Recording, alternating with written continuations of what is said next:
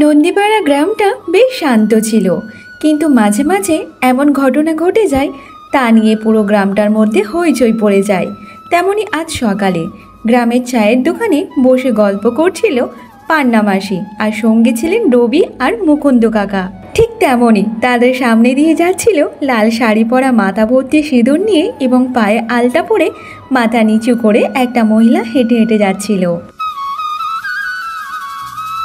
পান্না মাসি চোখ বড় করে করে বলতে থাকে, আরে এ আবার কোন বাড়ির বউ রে? এই পাড়া গায়ে তো এরকম ধরনের বউ তো কখনো দেখিনি। আর দেখে তো মনে হচ্ছে লাল টুকটুকে বউ, যেন মনে হচ্ছে সবে সবে বিয়ে করেছে। কে রে এই মেয়েটা? আরে মাসি, চিনতে পারলে না বুঝি না কি? এটা তো রতনদার বউ গো।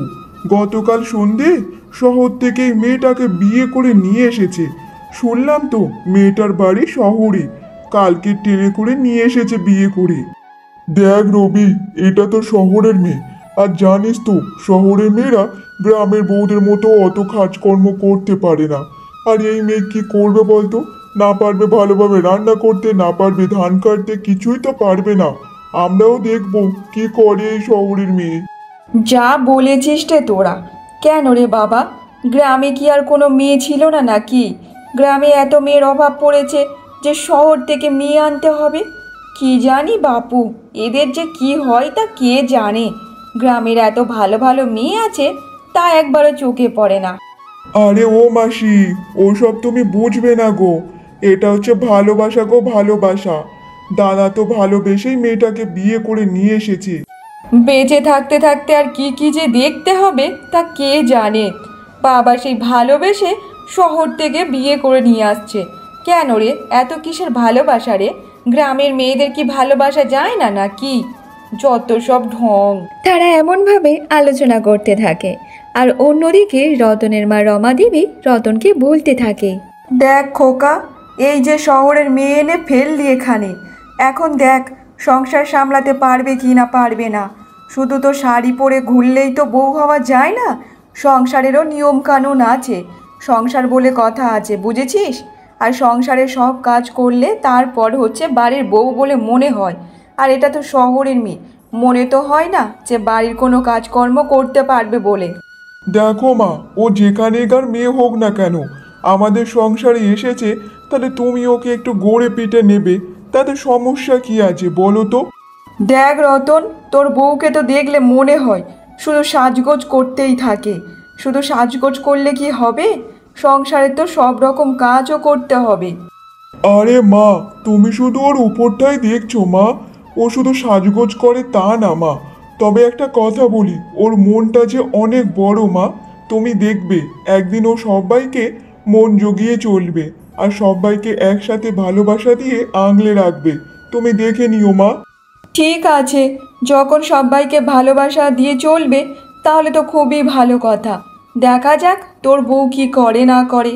আবার তো ভাবা যায় না যে কার মন কেমন, কে কখন বদলে যাবে তার কোনো ঠিক নেই, বুঝেছিস? এইবার শুধু দেখার অপেক্ষার পালা। আচ্ছা মা, তুমি অত চিন্তা করো না তো। যদি তুলিকা কোনো কিছু কাজকর্মে ভুল করে, তাহলে তুমি ওকে একটু গড়ে পিটে করে নিতে পারো তো মা। দেখ খোকা, যতটা করার আমি ততটাই করব। দেখা যাক তোর বউ কি চায় না চায়। এইসব কথা বলে রমা দেবী তার নিজের ঘরে চলে যায়। আর সেই ঘরের সামনে দিয়ে যাচ্ছিল তুলিকা। আর তখন রতনের বোন মীরা দৌড়ে এসে তার বৌদিকে বলতে থাকে, আরে বৌদি, তুমি কলতলায় জল আনতে যাচ্ছ? চলো, আমি তোমার সাথে যাচ্ছি। আর তুমি তো এমনিতে অনেক কিছুই জানো না। তুমি এখন আমাদের বাড়ির নতুন বউ এসেছো। আর যখন একটু পুরানো হয়ে যাবে তখন দেখবে সব কিছু তুমি নিজে নিজে একা একা যেতে পারবে। চলো বৌদি, আমি তোমার সাথে যাচ্ছি। হ্যাঁ গো বোন, আমিও তো সেটাই ভাবছিলাম যে আমি একা একা যাব। ভালোই হয়েছে তুমি চলে এসেছো। আর আমি এই বাড়ির নতুন বউ, আর আমি এখন তো এসব কিছুই জানি না। তবে খুব তাড়াতাড়ি সব কিছু জেনে যাব। এখন যে আমি তোমাদের বাড়ির নতুন অতিথি, তাই আমি তোমাদের বাড়ির সব কিছু জানতে চাই। আর এটা তো আমার নিজেরই বাড়ি, তাই না? ঠিক আছে বৌদি, তুমি একদম চিন্তা করো না। তোমার যেটা অসুবিধা হবে তুমি শুধু একবার আমাকে বলবে, দেখবে আমি সামনে হাজির হয়ে যাব। বুঝেছো? কারণ তুমি আমার সুন্দর লাল টুকটুকে বৌদি যে। আর তোমার কাজ না করে দিলে হয় নাকি? আমি তোমাকে সব রকমের সাহায্য করব। হ্যাঁ বোন, তুমি ঠিকই বলেছ। সবে এখন নতুন নতুন আমি এই বাড়িতে এসেছি, তাই একটু প্রথম প্রথম অসুবিধা হবে। তারপর কিছুদিন পরে দেখবে সব কিছু আমি ধীরে ধীরে শিখে যাব। আচ্ছা চলো বোন, তাহলে এখন আমরা জলটা এনে নিই। তাদের এসব কথাবার্তা ঘরের মধ্যে বসে বসে রমা দেবী সব শুনতে পায়। তখন সে বলতে থাকে, শহরের মেয়ে তো বটেই, কিন্তু কথাবার্তায় মাটির যে গন্ধ আছে। কিন্তু মনে হয় না যে মেয়ে খুব খারাপ হবে, তবে একটু ঘষে মেজে নিতে হবে। পরের দিন সকালে রমা দেবী তুলিকাকে বলতে থাকে, শোনো বৌমা, আজকে রান্না বান্নাগুলো তোমাকে করতে হবে, বুঝেছ? দেখি তুমি কি রান্না বান্না পারো না পারো। খেতে কেমন হয় না কেমন হয় সেগুলো দেখতে হবে না নাকি? যাও, তুমি তাড়াতাড়ি রান্না বান্নাটা বসিয়ে ফেলো। আচ্ছা ঠিক আছে মা, আপনি একদম চিন্তা করবেন না, আমি সব কিছু রান্নাবান্না ঠিকঠাকভাবে করে নেব।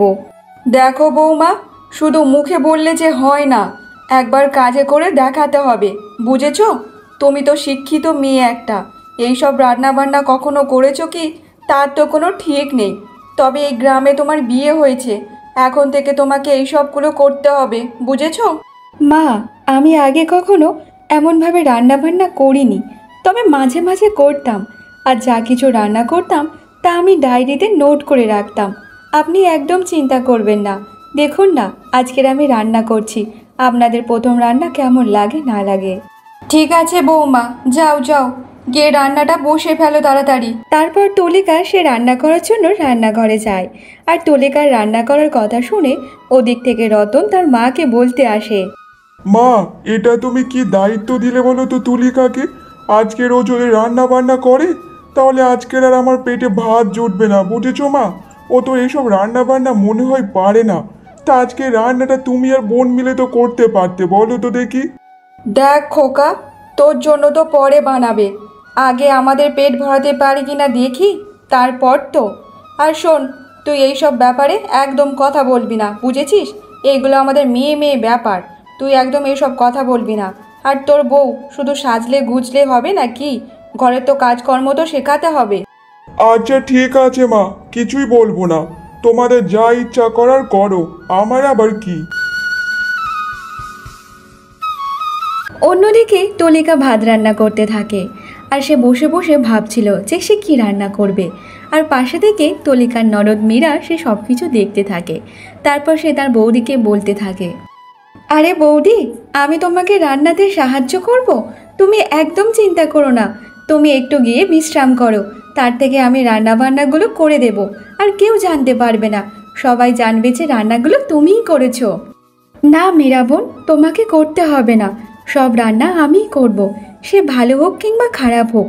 শোনো, তুমি আমার পাশে ততক্ষণ বসে থাকো, আর আমি এক এক করে সব রান্না করছি। জানো তো, আমার কাছে একটা ডায়েরি আছে, আর সেই ডায়েরিতে আমি সব রকমের রান্না লিখে রাখতাম, আর সেগুলো আজকে বের করে করব। তুমি একদম চিন্তা করো না। আচ্ছা ঠিক আছে বৌদি, তুমি একটা একটা করে রান্না করতে থাকো, আর আমি এখানে বসে বসে সব কিছু দেখছি। যদি তোমার কোনো অসুবিধা হয় তুমি কিন্তু আমাকে বলবে। আর এমনিতে আমি তো দেখছি, যদি কোনো অসুবিধা হয় আমি তোমাকে বলে দেব। তারপর তুলিকা সে এক এক করে সব রান্না করতে থাকে, আর তার রান্নার সব সুগন্ধ বাইরে পর্যন্ত চলে যাচ্ছিল। আর সেই রাস্তা দিয়ে যাচ্ছিল রবি, তাই রবি সেই রান্নার গন্ধ শুঁকে সে বাড়ির মধ্যে চলে আসে, আর রমা দেবীকে বলতে থাকে, আরে ও মাসি, এই রান্নাগুলো কে করছো বলো তো? এত সুন্দর সুগন্ধ, পুরো রাস্তাঘাট তো পুরো গন্ধে মো করছে। আজকের কিন্তু আমি খেয়েই যাবো মাসি, বলে দিচ্ছি। জানিস তো রবি, আমার বৌমাকে আমি আজকে রান্না করতে দিয়েছিলাম। সত্যি, তার রান্নার গন্ধে তো পুরো ঘর ছড়িয়ে গেছে রে, কত সুগন্ধ বেরোচ্ছে রান্না থেকে। ঠিক আছে, আজকে নয় তুই খেয়ে যা, কি আর বলবো। তারপর রান্নাবান্না শেষ হয়ে গেলে তুলিকা সবাইকে খেতে দেয়। রান্নাবান্না দেখে রমা দেবী বলতে থাকে, হ্যাঁ, ডালটা তো সুন্দর হয়েছে, ভাতটা ঝরঝরে হয়েছে, চচ্চড়িটা বেশ খাসাই হয়েছে। তা মা, এই রান্নাগুলো তোমাকে কে শিখিয়েছে বলো তো দেখি? মা, আমি এই রান্নাগুলো আমার মায়ের কাছ থেকে শিখেছি, আর কিছু রান্না আমি ইউটিউবের ভিডিও দেখে শিখেছি। তবে যতটা পেরেছি নিজে থেকে করার চেষ্টা করেছি মা। বৌদি, তোমার হাতের রান্নার কোনো তুলনা হবে না।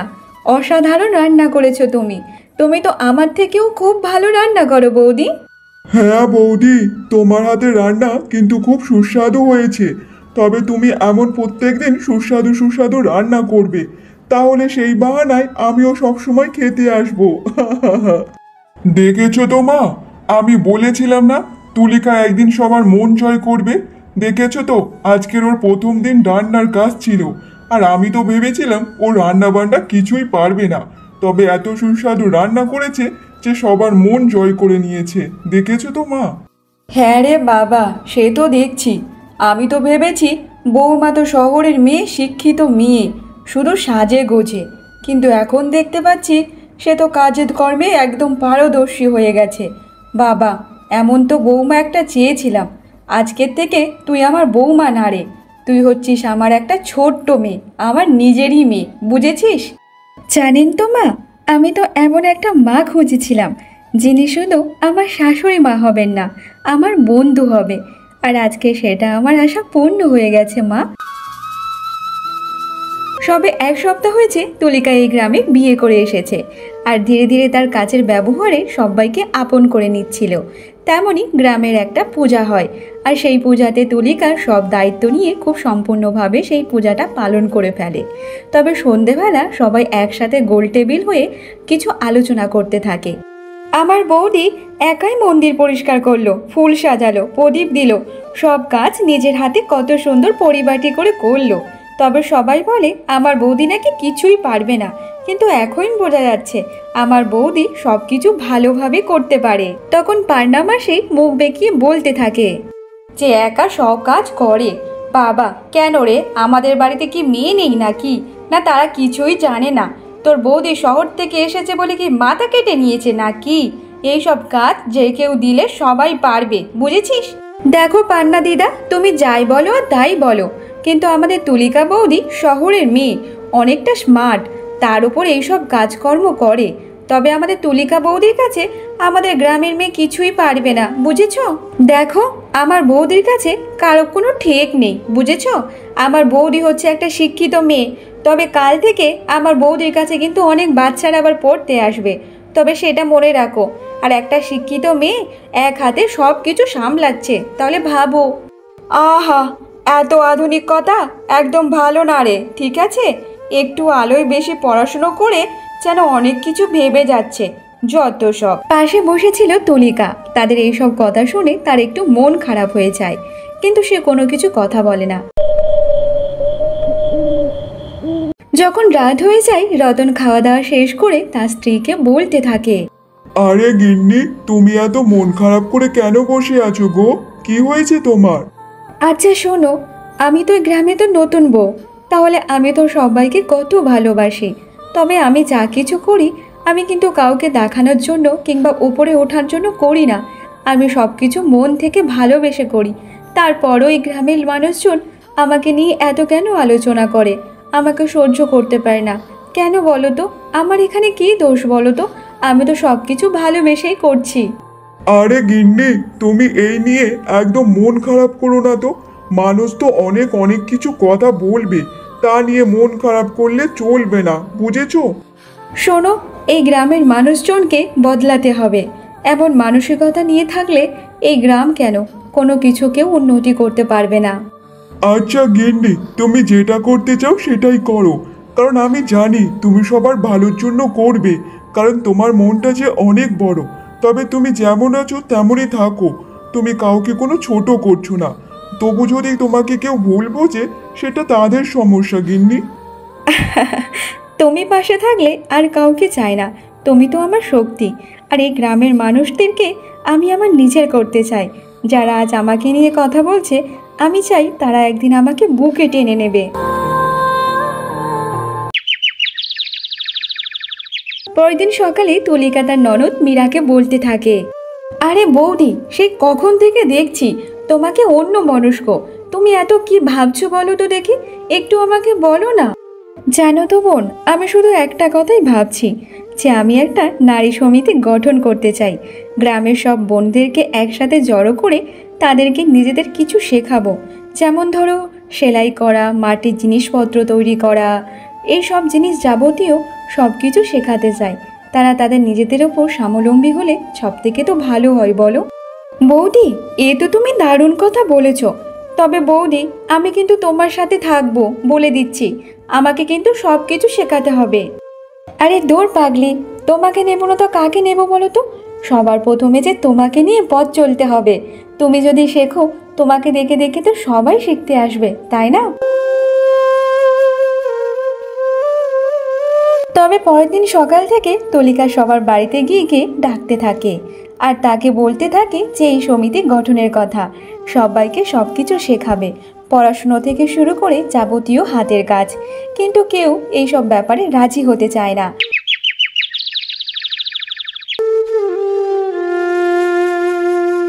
না বাবা, আমার মেয়েকে ওখানে পাঠাবো না। কেন রে বাবা, ওখানে পাঠাবো? অত শিক্ষিত হওয়ার কোনো দরকার নেই। দুদিন পর বিয়ে দেব, সেখানটায় গিয়ে যা করার করবে। হ্যাঁ দিদি, তুমি যা বলেছ, নিজে শিক্ষিত বলে যেন অনেক কিছু ভেবে নিচ্ছে নিজেকে। না না বাবা, আমার মেয়েকে ওর কাছে পাঠাবো না। যতটুকু বিগড়ানোর ওখানে গিয়ে ততটা বিগড়ে যাবে।